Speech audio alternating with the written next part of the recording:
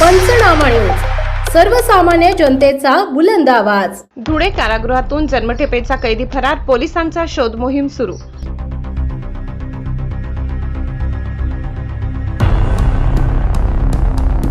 शेती कामाच्या वेळी संधी साधून कैद्याचा पलायन, धुळे कारागृह प्रशासनात खळबळ।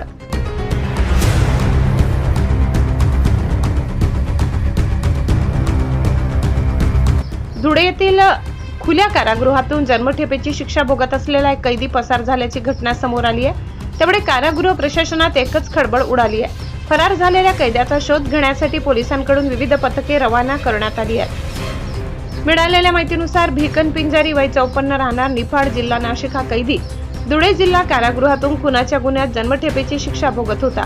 नाशिक जिल्ह्यातील पिंपळगाव पोलीस ठाण्यात त्याच्या विरुद्ध खून व अपहरण प्रकरणी गुन्हा दाखल होता।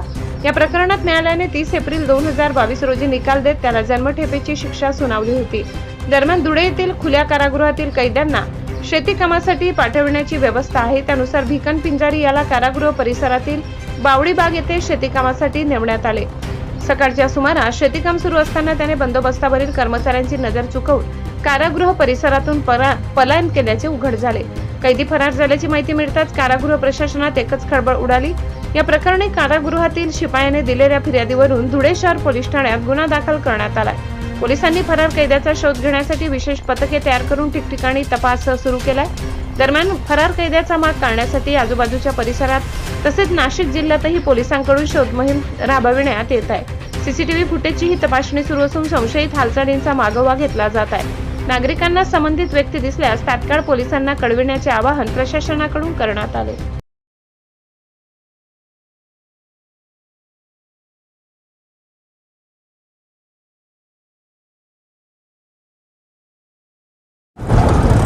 धुळे जिल्हा कारागृह अंतर्गत नव्याने सुरुवात करण्यात आलेले धुळे जिल्हा खुले कारागृह हे सुरू करण्यात आलेलं असून या ठिकाणी सद्यस्थितीत जवळपास एक आपली 70 बंद्यांची निवड झालेली आहे आणि मध्यवर्ती कारागृहातून त्यांच्या वर्तणुकीनुसार त्यांच्या कारागिरीन चांगल्या वर्तणूक असतात, इथं त्यांचं सिलेक्शन होत असते आणि त्यांना स्वतःच्या जबाबदारीवर कुटुंबात लवकरात लवकर जाण्याच्या दृष्टीने त्यांचं खुले कारागृहात निवड केली जाते।